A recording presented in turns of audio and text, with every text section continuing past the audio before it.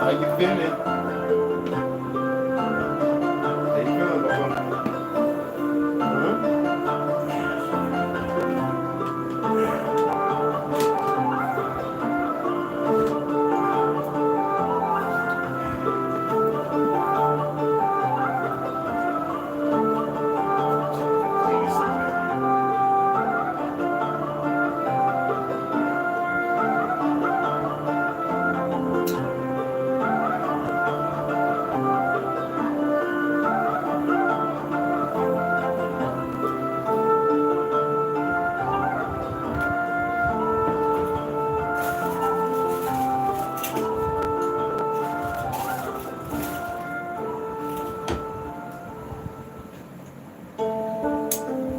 You gotta get no more salt, right? You had enough salt. Alright?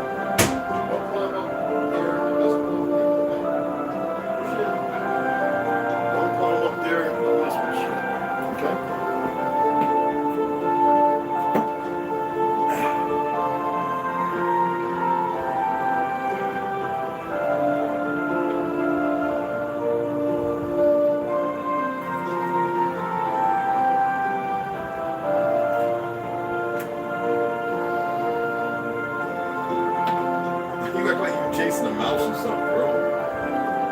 You got water, bro. What's wrong with that water?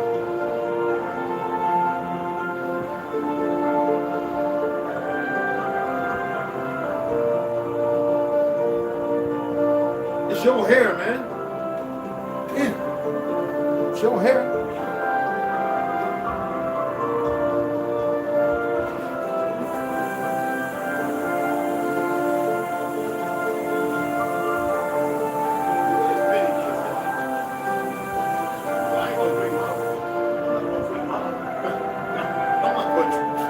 Drink my hair either, man. You finicky that month. Hold on, man. Hold on, Papa. You finicky, boy.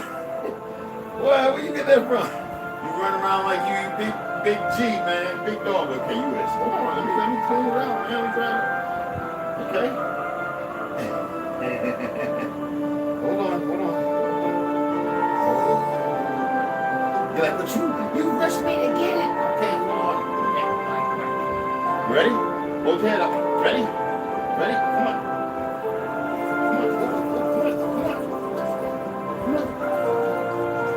There you go. Come on. Good stuff. There you go.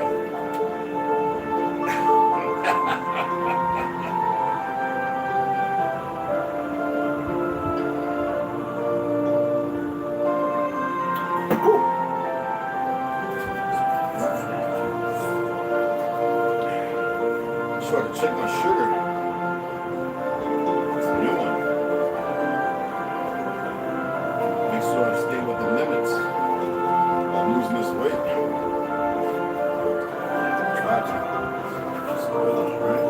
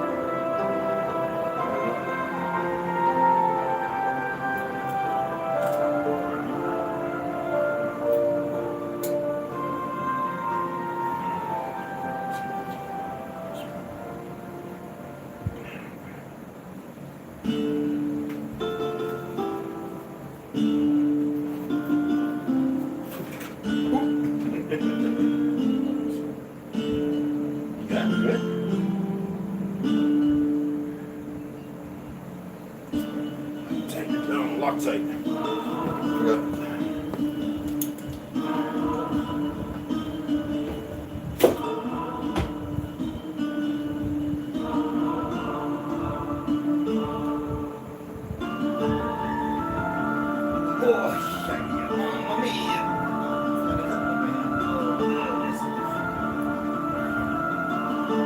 Oh, you want to play? You want to play? Get you.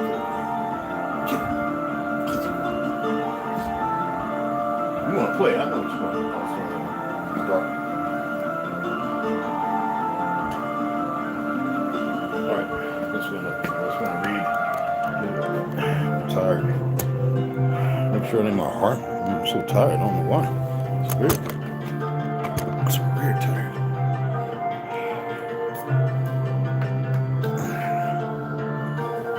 Okay. Here, well, let's see. What's going on, guys? What's happening? Rondo, what's going on, bro? What's happening? Get this little reading in.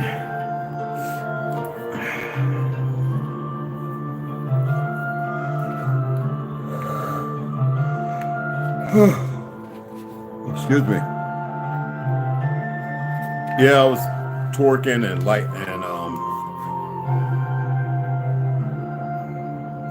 I was twerking, you know, putting some my Loctite on, and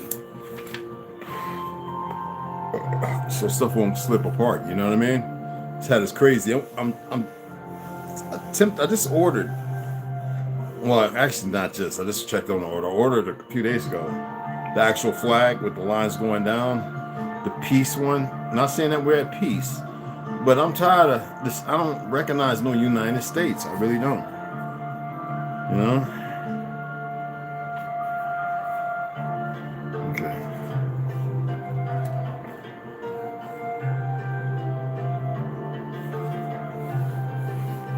Oh, my back.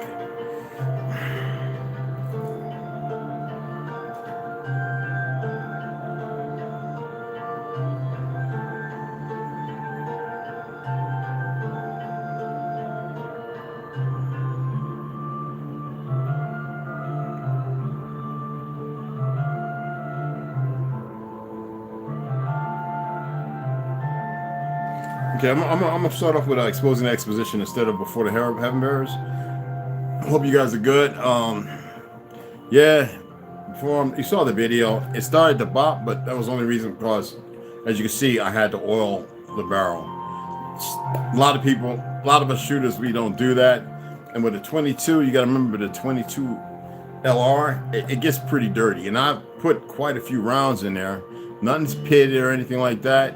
It's just that I had freshly cleaned it, as y'all didn't see, but you watched as I was doing it. And the first two mags without a hitch. The third one's where I ran into like 4 hiccups. After observing that the barrel and everything was optimal, I looked at the the bolt and I was like, "It's very dry." So they had this CLP right up there, and I just grabbed that, couple of boom, boom, boom, because it gets warm. It gets warm. You know what I'm saying? And it just grabs with the carbon buildup that's coming from the expulsion of the projectile, the freedom seed.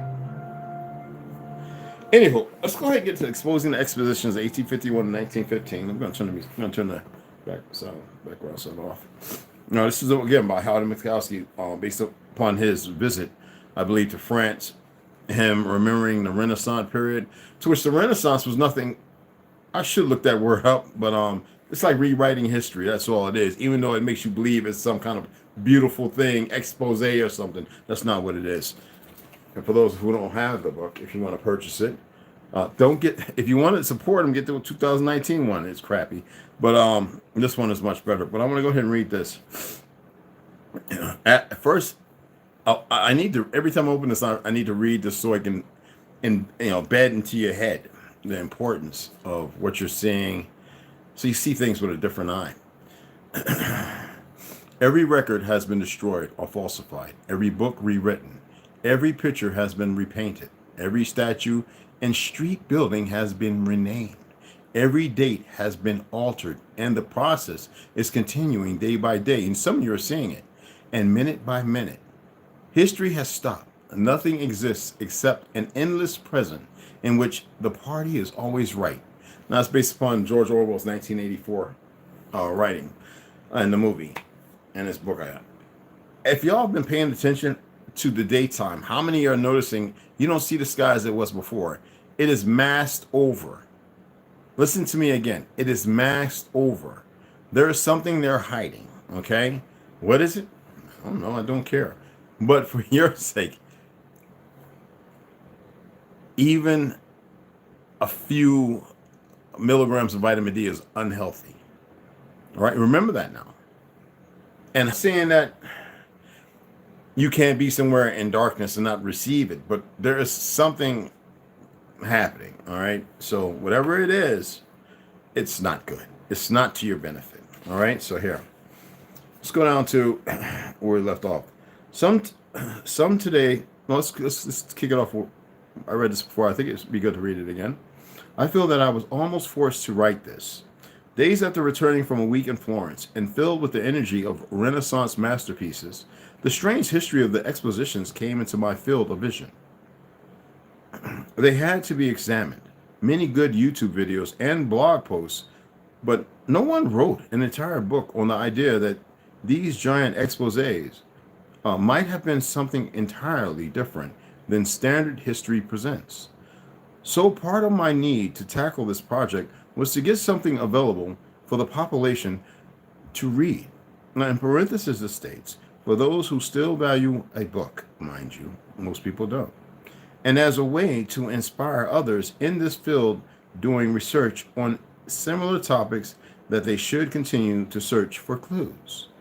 Some today like to present that George Orwell's novel 1984 is now becoming our reality. They point to various elements of the control and monitoring of the population that is occurring. What they miss is the main element that Orwell claimed was needed as the foundation for it all. If you want to control a population, you first have to control history. History is very important, people. A main piece of his novel is about how the party has and was still rewriting history in order to serve its own needs. This is magnified by, I'm not going to read a whole lot of this. We get into the latter parts and all the different breaks down Chicago and all them other places when I go further. But the reason why I'm saying that is because y'all know I do talk a lot about the Bible and stuff. Not necessarily on here. I read Enoch, and that was about the sum of it. But when you talk about the Levites, the Levites, right? The tithing in the Bible, for those who like to pick it up and read it, had nothing to do with coin. Even though that was part of whatever distribution, as far as the narrative is painted. Now it's all a lie, but with the truth of is who we are. And like I said, if you studied the starving seasons, there's 2 to 3 times that we had to go over to our European brothers and take many forms of produce, fruits and vegetables. That's to so-called Ethiopia, Africa, whatever you want to call it at the time. All the names are just made. All these names that you hear right now are all made up. That's why I have a real bad itch when people say Africa. I'm like, Skoomba doesn't even know who he's talking to. You know what I'm saying? And because that's not the name of that topical over there. It never was until not too long ago. But the Levites would collect all that which they tilled the soil and grew. And once everybody had their fill and enough to travel with, because they migrated a lot, but they always had places to go to. There are free people on earth. That's the whole reason of the Ishmaelites not having a certain land they owned. They belonged everywhere. We were everywhere. You were dealing with a rewrite of history. Anyway, you see these monkeys call themselves pastors and preachers talking about tithings, these Gestapo pimps, and they're riding around in Jaguars, Mercedes-Benz, Lexuses, and all that other stuff with these big 8-bedroom, 12-bedroom homes and Lear jets. Why you go broke? That's not what it was about. It was about everybody working together. And the working together that they post upon you is come in here, you pay 10% of your wages while the government's taking half, and prosperity, Where's the prosperity when people are still committing suicide and pastors are sleeping with wives or husbands and whatever, all the other stuff going on. And some people in ignorance will say the old same cliches of, that's just one bad one. Well, let me read something to you of a former police officer whose wife is still an active police officer and a minister. Let me read this. And then we're going to get right into Behind Antarctica and the Heaven Bearers. We're not going to read a whole lot, but don't worry, we're going to read. So this is GCRR, okay? This is GCRR Press, which is Global Center for Religious Research. For those who don't know, Global Centers for Religious Research, okay? Now, this is by Dr. Darren M. Slade, okay? May 31st, 2020, okay? I'm a former cop, and this is not just a few bad apples. I want you to pay attention. Updated November 5th, mind you. These are just some of the citizens the police have murdered. Tyre Nichols, 2023, Dante Wright, 2021, Fonta Ability, 2021, George Floyd, 2020, Breonna Taylor, 2020, Andre Hill, 2020, Justin Ruzik Daman, so it's not just melanated, dark melanated, it's pale melanated as well. Jordan Edwards, 2017, Philandel Castile, 2016, that was just pathetic. Walter Scott, 2015. Freddie Gray, there's many more in between. Eric Garner, 2014. Michael Brown, 2014. Laquan McDonald, 2014. Tamir Rice, 2014, and hundreds, thousands more. What is so shocking is that the police often committed these murders. And what does the media do? The very people that y'all used to run to. They always had because of the CIA say and the fake government say, well, you got to paint a different picture because the minds of people is right now, they're about to explode. Many police left the force because they were scared of what was going to happen. They heard their own people who they know saying, man, the hell with all this. And so they got off. They had the media start saying, oh, the heroes, the heroes, the heroes, the heroes. Heroes usually live. Okay? Sometimes in broad look, what is so shocking is that the police often committed these murders in full view of the public, sometimes in broad daylight, because the cops saw nothing wrong with their actions. And as though reading from a pre-written script, well, you know, they train them, these fake Jews over in fake-ass Israel and Palestine, a lot of them, during the 80s, 90s, and so on. As though reading from a pre-written script, you will hear some politicians and Americans begin regurgitating the same tired cliche. Don't blame all police officers for the actions of a few. Excuse me. The problem is, this is not just a few bad apples. It is a chronic, systemic, and widespread problem among police agencies, big and small. Now, you remember the cop who was ex-Army, Desert Storm, good guy, complaining about a lot of stuff, who they hunted down? Well, he killed bad cops who were trying to take his life, if they were even cops. And so the teams were mounted together because they're very arrogant and egotistical, and they went and hunted him. I don't have to say his name. Priority is survival. While their foremost priority is, listen to this, widespread problem among police agencies. All right, this is a systemic, widespread problem among police agencies, big and small, where their foremost priority is survival, but not against armed assailants or murderers. No, the most prevalent threat to every cop is the perceived attack on their fragile egos. You know the myths of the few bad cops, right?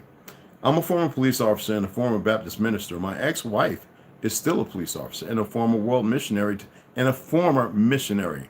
Ex-wife, listen, to Africa and South America. I can tell you that the problem we are experiencing in law enforcement is not the result of a few bad apples. Remember the old Peckerwood cop that went into the brother's home and killed him? Well, she dated the motherfucker? Okay, listen, excuse my language. The man, excuse me. Solemn apologies. As a devout missionary and later a 911 dispatcher, my ex-wife was a beautiful, empathetic, and compassionate woman. There wasn't anything she wouldn't do to support someone in need. She believed in keeping the family unit together and cohesive, right? Cohesion. And not abandoning people when they were at their most vulnerable.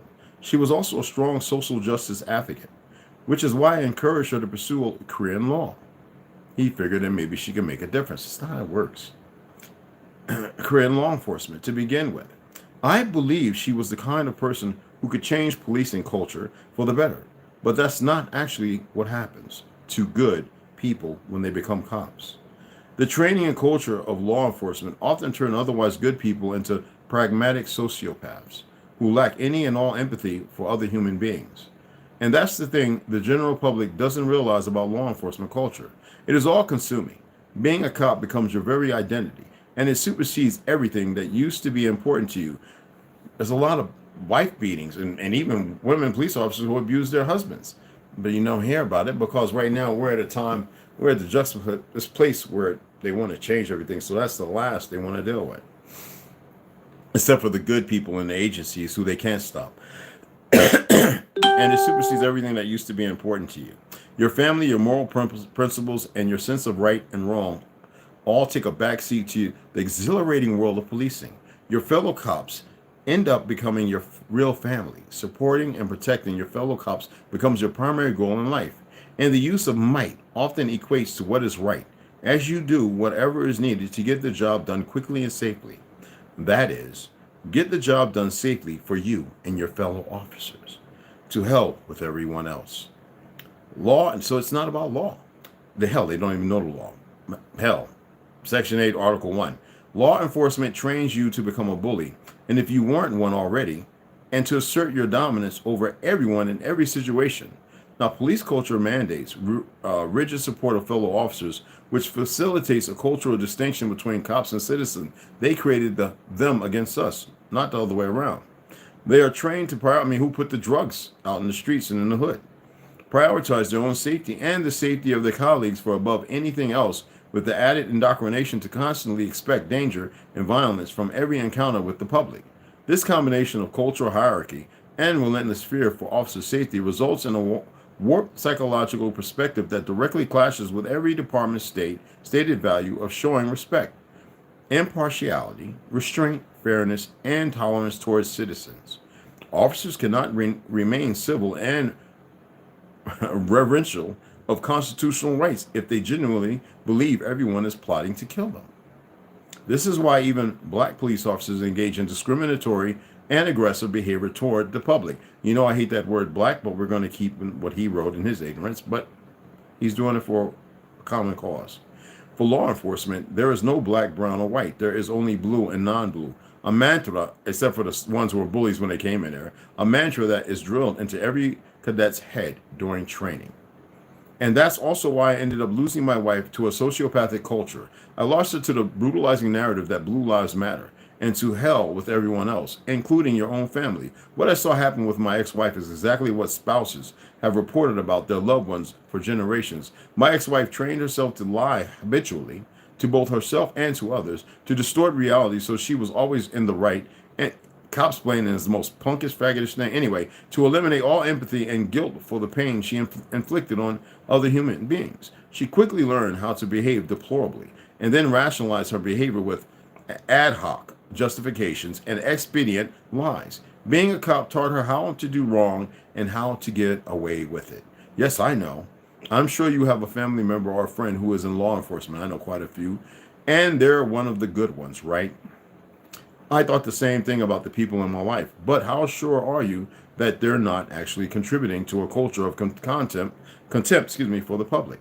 There is no doubt that Officer Derek Chauvin was considered one of the good guys by his friends and family as well, until he was caught on video murdering George Floyd. You see, that's a common feature among sociopaths. They put on a good front and pretend to be decent human beings, but most cops only have other cops as friends, and gang members will always bolster each other's good guy image. This is also why almost 100% of all police officers end up divorcing their spouses, and then for many remarrying another cop. They stop caring for anyone who isn't one of them, and they lose all ability to maintain a healthy relationship with those outside of law enforcement. They become authoritarian, selfish, and aggressive. You can say that about rich people and this fake government. Aggressive sociopaths who are quite literally trained to eradicate empathy from their hearts. A cop is trained to view themselves as always in charge, always right, and always justified in hurting others, even their own spouses. So I ask you, how well do you really know your cop buddies? And it goes on and on. And Lou, you can read it for yourself. And there's many other dockets like this where you can read. He is not the only one. So let's go ahead and get into reading. I wanted to share that because you're unaware of those who have retired, and they seem like a real nice date to you because they've actually had to fall back into civilian life. And I guarantee you the majority of them done some very horrendous things.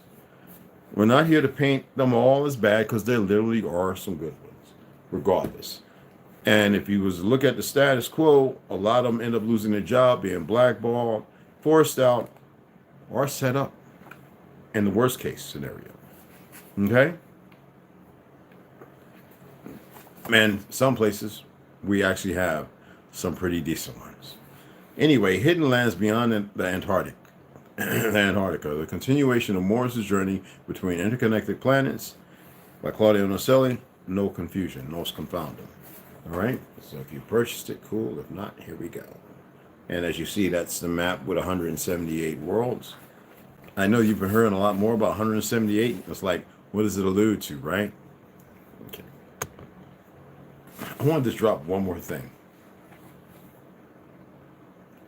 For hundreds, if not thousands of years, I want you to listen.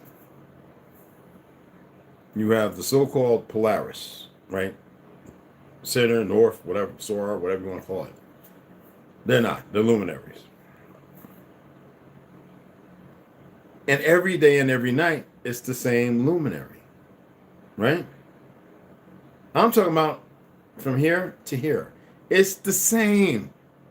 Yet they want you to believe that for millions of years you have been geocentrically spinning with these planets all around through space in a depth of nothing changed. So they give you hyper ideologies of light speed, right? That if we're in a big black void for millions of years, and they're saying hell, Tyson, whatever his name is, right? That it's just that way. But we have meteorite showers, we have comets, we have all these things, right? Yet nothing has changed, even as far as the codexes and everything else from Egypt.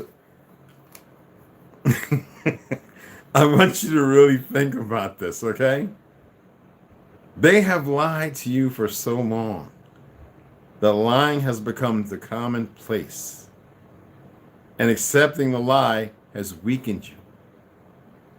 I just wanted to put that out there. Planets, asteroid belt, and Milky Way, we call it something different in our ancient stories. It has nothing to do with that. It's somebody attempting to breach something they were never meant to breach. Okay? All right, so let's go ahead and get into ARB 013, the Anunnaki. Inhabitants, no information. What we know about their civilizational origin. The originators developed early and sought to expand their knowledge and territory. They are beings that seek to increase their power by colonizing other lands and other civilizations.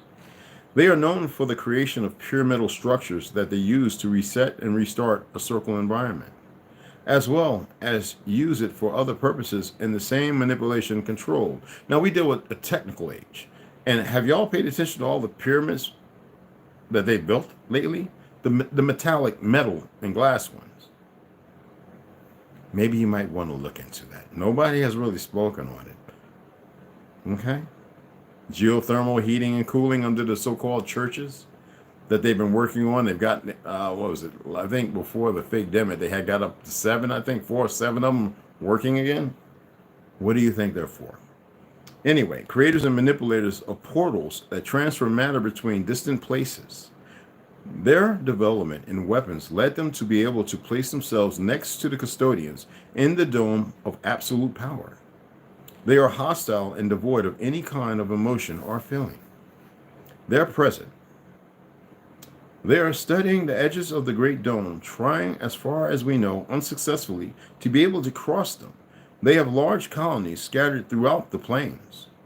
There are a large number of Anunnaki leaders scattered throughout the colonized lands, believed to outnumber, listen to this, the custodians, and to be the most numerous beings within the Great Dome.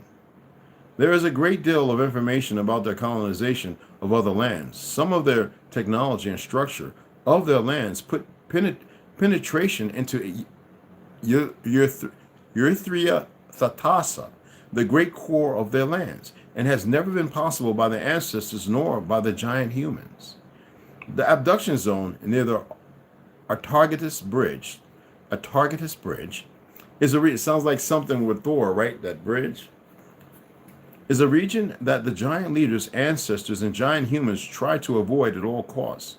It is a forbidden zone and marked in red on the great maps existing even today. The area, besides being dangerous, are completely hostile. There are also portals, many of them in disguise or disuse, and further complicate any matter that may be nearby. In addition to the existing radars, and that some races live or patrol the area in search of other beings, lost or transported by ancient portals across the width and length of the planets within the Great Dome.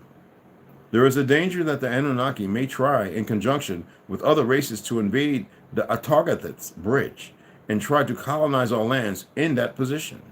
And for that reason, forces were deployed in time to install bases, and some of them mobile to try not to be detected,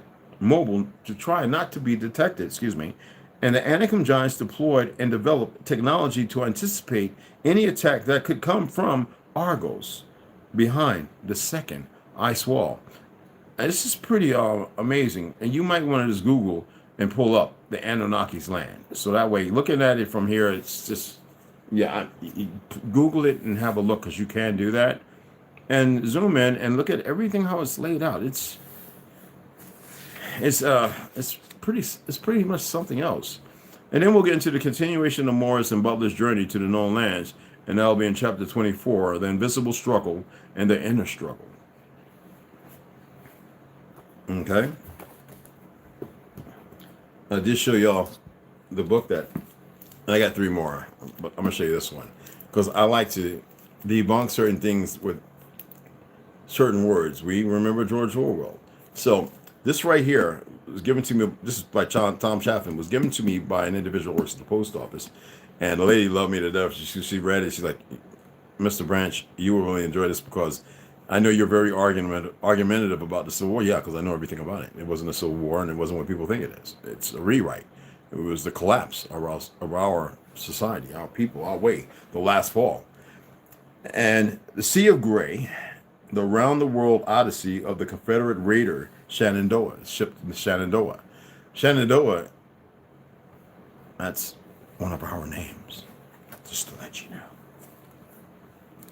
So, I can't wait to dig into this and share this with you guys. Let's get into the heaven bearers. Ooh, I'm going to be nice with these words. In case we come across them, let's make some baby music. You know, Teddy Pendergrass. Turn off the lights. Woo. You know what I'm saying? We don't want to get that going. Anyway, so let's pick up right where we left off. Jane tries to make her feel better as best she can. She helps her take a bath and insists she eats something. Now, you got to remember, this is following up from Mr. Harrington. It is time. He pulls away from her abruptly, and she watches his facial expression turn cold and hard, and he gets up and walks out of the room, leaving her humiliated and alone. What are we talking about? Her questions, the fact that he responded, and a few other things.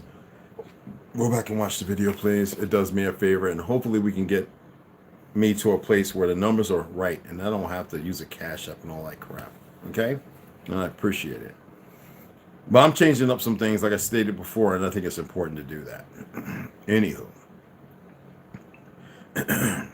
So, but Bonnie is exhausted and goes to the bedroom to lie down. She sleeps the whole day and awakens when Malcolm climbs into bed that evening. She opens her eyes and she can feel just how swollen her eyes are now and notices it is pitch dark. She doesn't move a muscle and pretends she is fast asleep. How many of y'all ever did that? Laying in bed and you were wide awake, like, don't even touch me. Okay, anyway, that's so hateful, isn't it? He moves in closer to her and gives her a tender kiss on her shoulder. One that is so tender she isn't sure if she is actually dreaming it. He smells like a warm summer breeze. And she wonders, where has he been all day? Warm summer breeze. Anyway. Okay. She turns onto, music's in my head, y'all. She turns onto her back and places her hand onto her stomach. She thinks about the baby, and she is strangely aroused, knowing it was Malcolm who got her pregnant. She shakes her head and tries to push the thought away. I hate him, she tells herself, and I will never love him. She can't shake the thought and realizes she wants him suddenly. That's the kind of passion I'm talking about.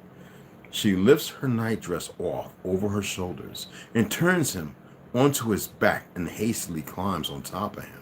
He grabs her by the wrist. He is surprised by her actions. Bonnie, what has gotten into you? He gasps at her and can feel how eager she is. She leans down and starts kissing him, and he lets go of her arm. Her mouth and hands are full of passion, so much so that... I gotta close the window. He feels momentarily overwhelmed by it. He flips her over. That's what you do, bruh. And lays her down onto her back and gently and slowly down the pace. He slows down the pace, people.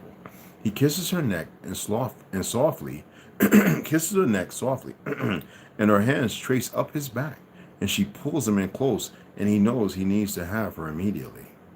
She lies there for a few minutes, waiting for him to fall asleep. And the deed's done, all right? And notices his breathing is soft and shallow. She sits up in the bed and looks over at him. Malcolm, she whispers. He doesn't move.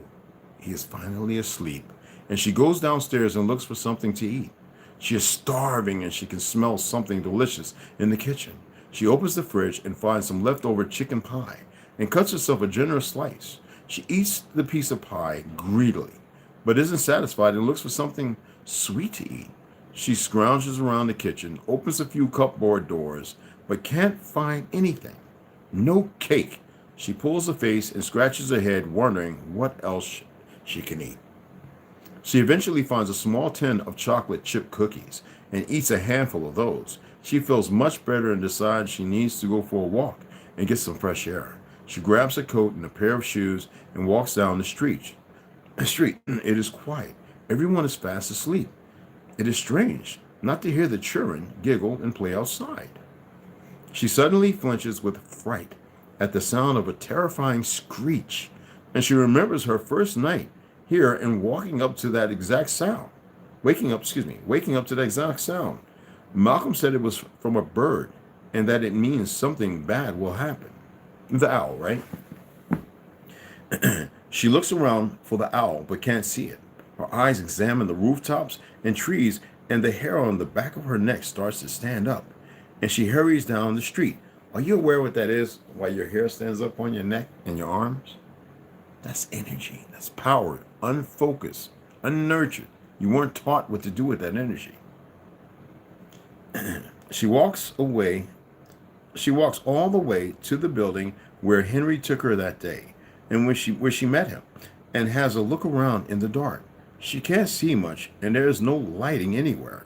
She enters the building and finds a few old rags that the work crew left behind and lays them out so she can sit down on them. Rather than getting her new light brown coat dirty, instead of getting her new, that's what I should have said, instead of getting her, new light brown coat dirty. Now the floor is cold and she huddles there herself into a ball and thinks about her mother. She closes her eyes and sees her smile, those striking blue eyes, and she hums along to the song Jane was singing the other day. La-di-da-da-da-da-la, you know. I guess. She wakes up to deep whispering and opens her eyes. Henry. She blinks her eyes twice. He is standing in front of her with a big and confused grin on his face. She starts to giggle softly. Good morning, Mrs. Harrington. He moves down and sits next to her. Are you okay?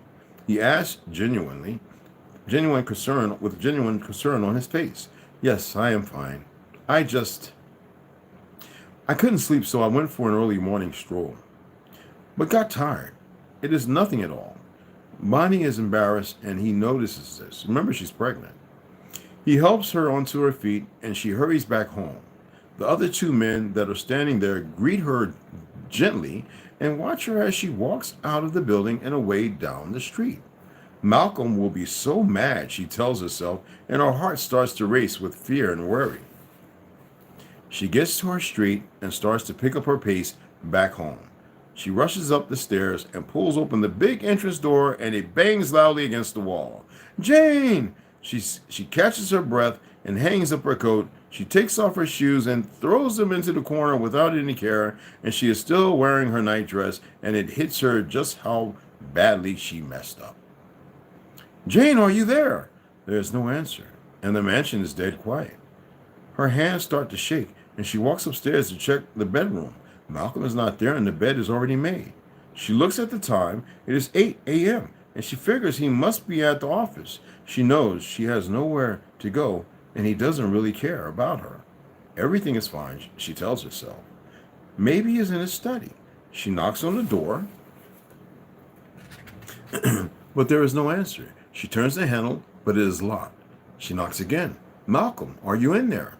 Still, there is no answer at all, and she leans up against the door, confused.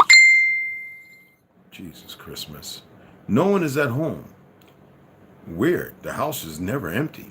She makes herself some coffee and eats some more chicken pie and goes to sit in the library.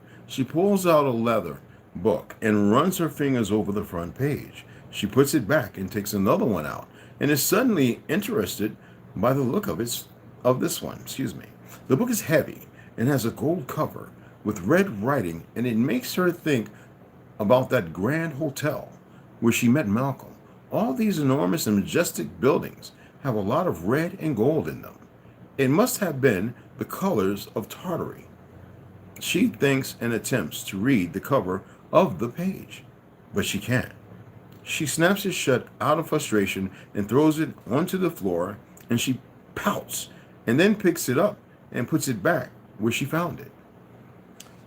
Foundlings aren't taught to read properly, only the mere basics, so that they can fulfill their duties. She knows the language isn't English and wonders what language they spoke. Do Phoenicians and Heaven-bearers speak the same language, and can they understand each other? She takes the same book back out from the shelf and opens it again. She flips through the pages, and this time she notices a picture of a family. They are all blonde with blue eyes, and the photo looks like it was taken here inside this mansion. A handsome man with a stunning wife and their 3 children. She looks pregnant, and she wonders who they are. She is startled by the sound of footsteps and notices Malcolm standing in the doorway. There is a man behind him with a top hat. But she doesn't recognize him. Malcolm turns to the man and says something, but she can't make out what he is saying. She decides she doesn't care. He closes the door and locks it behind him, and she freezes with fear. We'll pick up the next part tomorrow, definitely. So I want to get through this part. We missed quite a few. You know how it is. Me shooting and everything else. Let me mark this, please. Oh, God. I'm actually going to have me some watermelon ice cream. Just a little bit. I can't have a lot of it. A lot of it and I'll be hating it. Yeah. Let's put this right here. And we'll pick up right here. Oh, this is going to start getting good. Now, you hear her always dreaming about her mother, right? It's going to get deep. And when you find out about that, you're going to be like, what? And I'm going to be like, yeah, man. So I hope y'all appreciate that read. It's getting a little, well, it's early, but it's getting late. I guess it's 8 o'clock over there, 8 something over there, and 6 something here. And I appreciate you guys taking the time and showing up and coming in. I really do. And I see people are always inboxing me, and you ain't over here supporting me. I told them on Facebook, if you ain't supporting me, I have nothing to say to you. And I'm gonna remind him, why are you sharing stuff to me? I don't want to hear it. Sometimes you have to take a very drastic measure in lieu, because some people just don't really care. And you can find out.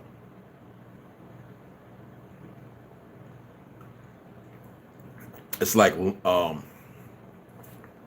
these are the blueberries left over from the pancakes that I made this AM, with lime and lime juice and lemon juice and my charcoal water. And this is absolutely delicious, guys. This is like, whoa.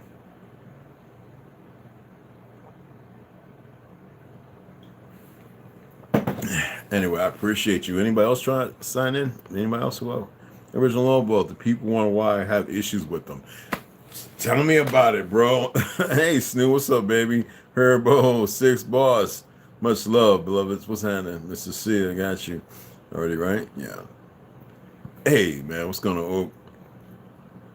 Oh, you ought to get with Rondo, man, to come up this weekend and do some shooting, bro. Rondo, you should pick up Oak, slap on by.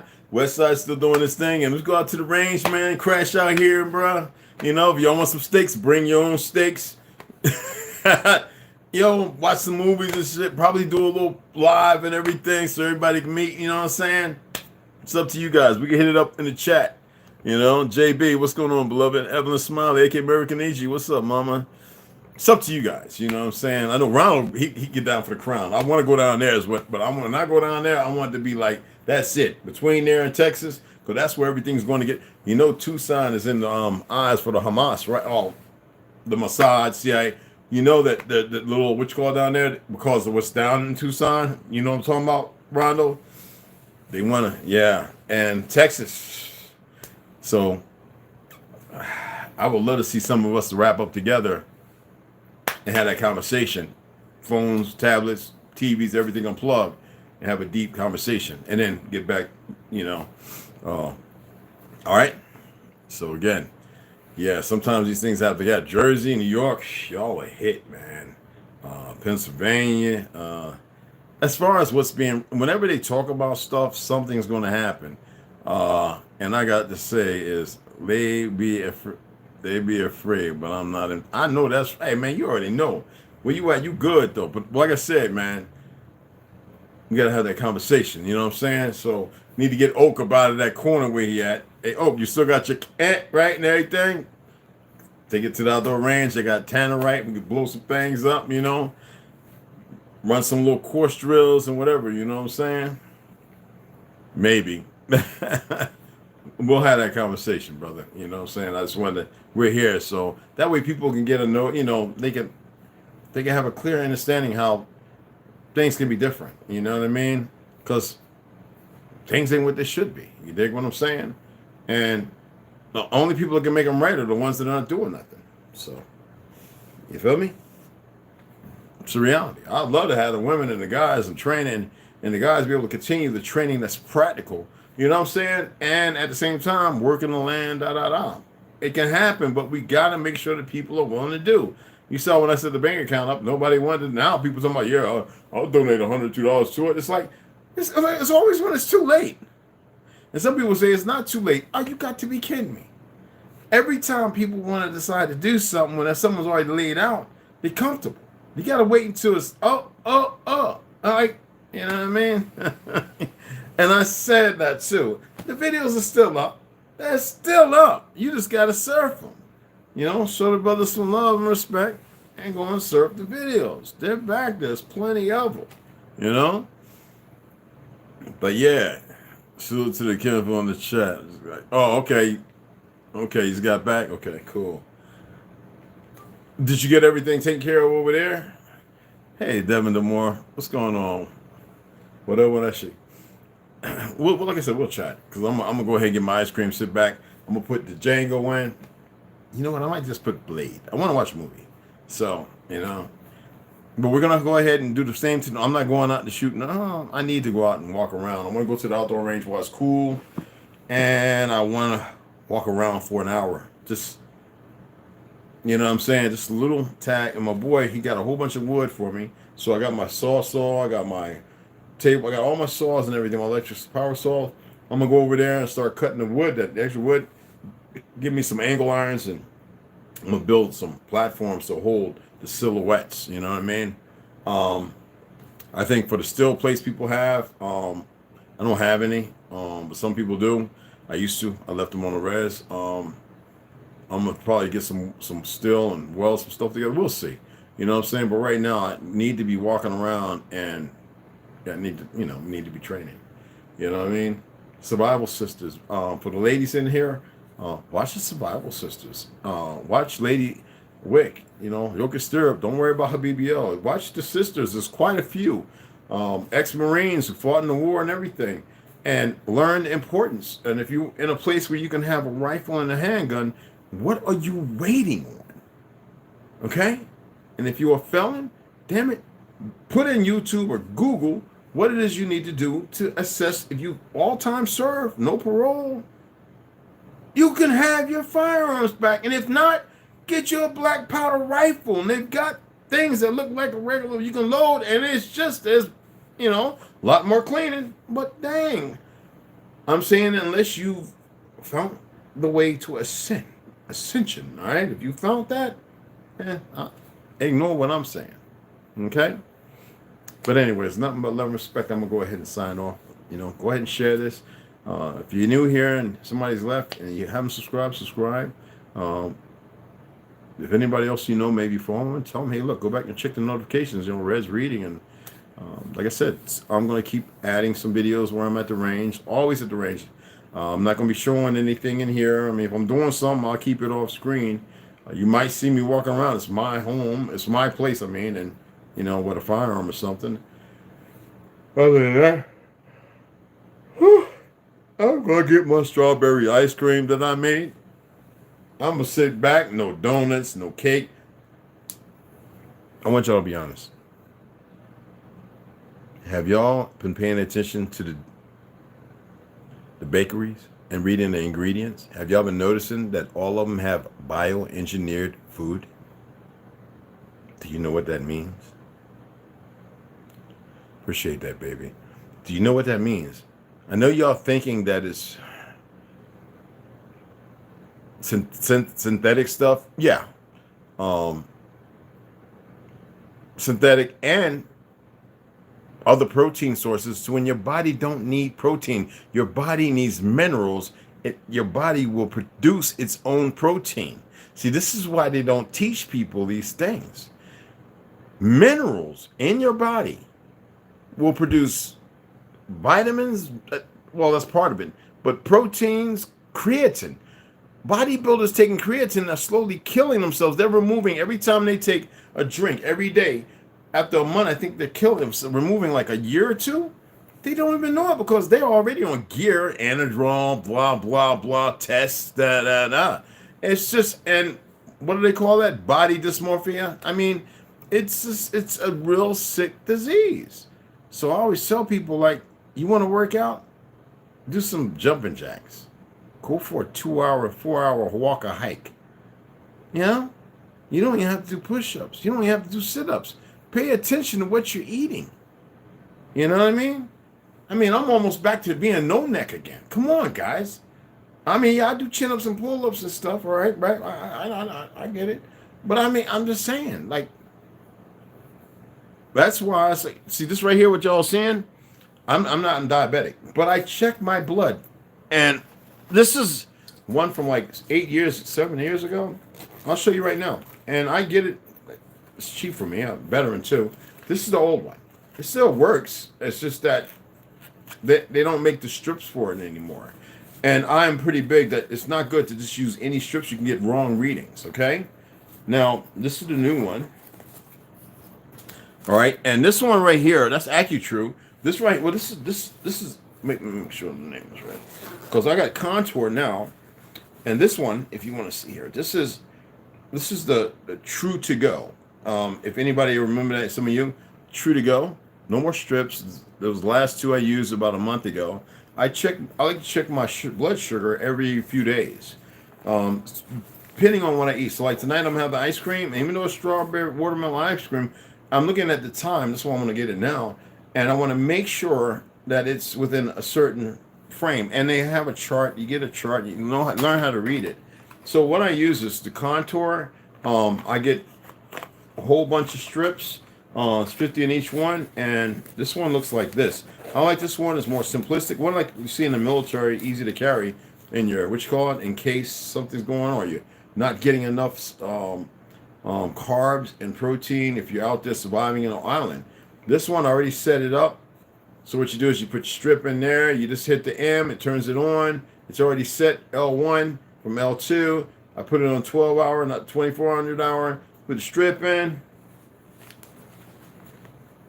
That's for something else. Not to worry about that. I've got my tap. The reason why I like about this one is let's pull it out. I put it in. I pop off that little top. You pop off. You keep that. All right. Put it in. I put it on 1 or 2, depending on how far I wanted to. When I charge, let me show you right here. And some of you might already know. Some of you might be pre-diabetic, whatever. I don't know.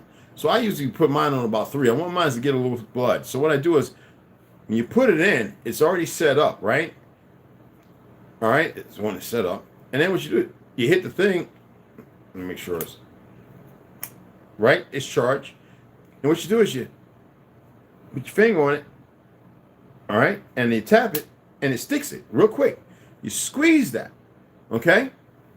Then you go ahead and the strip in the machine, you let it go on there, and you get the read 98, 112. If you're normal, it's 98. If you're a little higher, 124, like pre or post meal, 140 or something like that.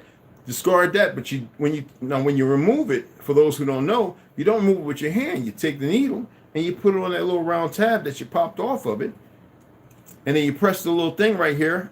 All right, once it's you charge it back, you just press it, and it kicks it out into the garbage, or unless you have a hazmat thing. I believe in doing that. It's just me. Because you got to remember, I was 275 pounds, just walking with no neck and everything, and the other doctors like, you got to be. They were trying to make me diabetic. You got to be, and I was as healthy as a goddamn bug in a rug. But I don't want to go back there because I'm a little older now. You know, I'm not. You got to remember, at 275, I was like 36 years old. You know, 275, I was 36 years old. I'm 57.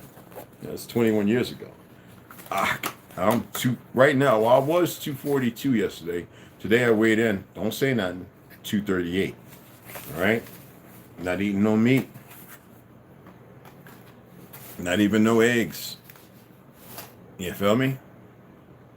I like to prove it, and people have a hard time because how do you do that? You don't have to. Well, because when I lived on a reservation, I used to go to Tuba City, to the hospital over there. You know, I have my old CIB card. And being a veteran, I was able to be seen over there. You dig what I'm saying? And you know, I went to the classes. You know, like I don't want to get big like that again.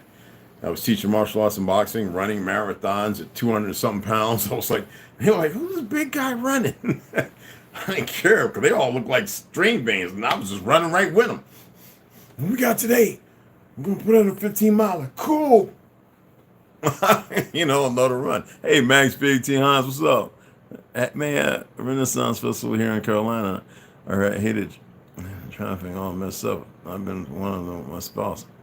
Yeah, man. And you know what? I wouldn't even trust going to any of them functions right now anyway. You know what I'm saying? I just wouldn't. That's just me. You know what I mean? Yeah, that sucks, Max. That sucks, bro. Yeah, bro. I mean, I remember them back in the day, like in Jersey, New York, Carolinas, they had the ones, what was it else? What was the other ones we went to? Delaware. Others of it. I used to go to like, hey man, let's run the RV, man. They're having, you know, the carnivals, and they're having a little Renaissance thing over there, and we go and check that crap out, and we're like, what? Nah, man, this ain't cool. People walking around in some old stuff, and I'm looking like they don't even know that's Tartarian gear dress they're wearing that actually means something, and it's all wrong. You know how it is when you see the real pictures, and you're like, it's all wrong. Something ain't right, you know?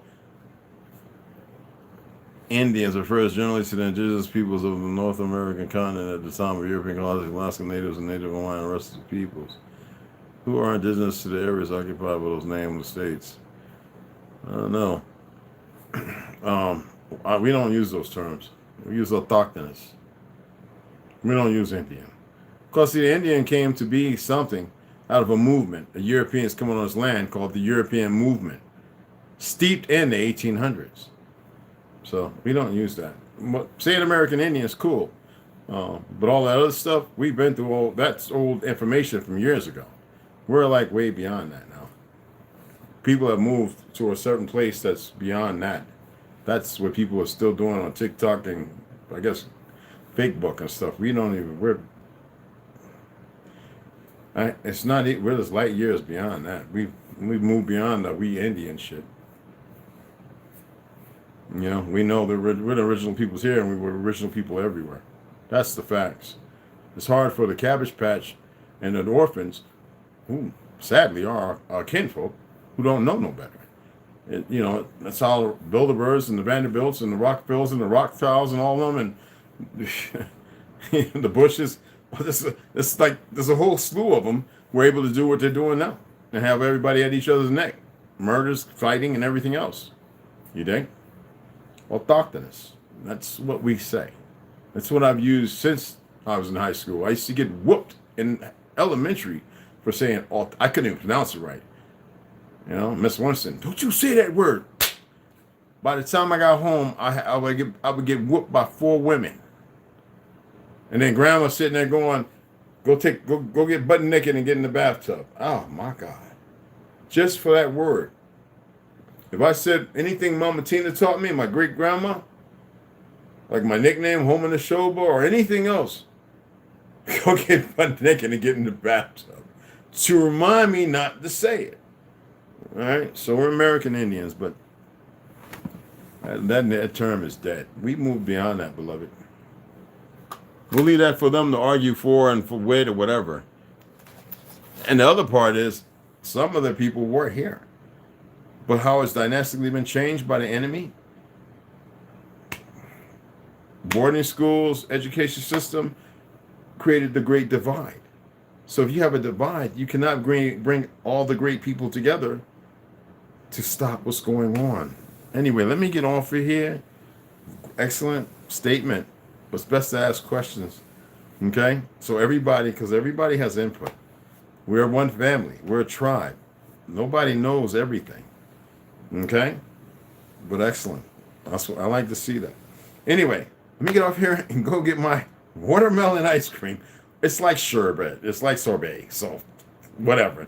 And it's cold. So, I'll see y'all in the AM. I appreciate y'all. I hope you like the video. Me at the range with the little 22 AR platform. I want to break out some of the big boys, but not yet. Not yet. I'm not one of the people. I don't like to show a whole lot. I've had brothers here. They haven't seen hardly anything. So we go out and have a good time. And, you know, that's about it. Everything's not meant to be shown, you know. Anyway, I'm going to say good night. Pleasure for my beautiful sisters and my brothers. 2 and a 1. It means, you know what I'm saying? And I'll see y'all in the AM. Light bearers. It's not us. Well, I'll get into that. Could it be? I don't think it even matters. We need to become something else. Talk to you later, babes.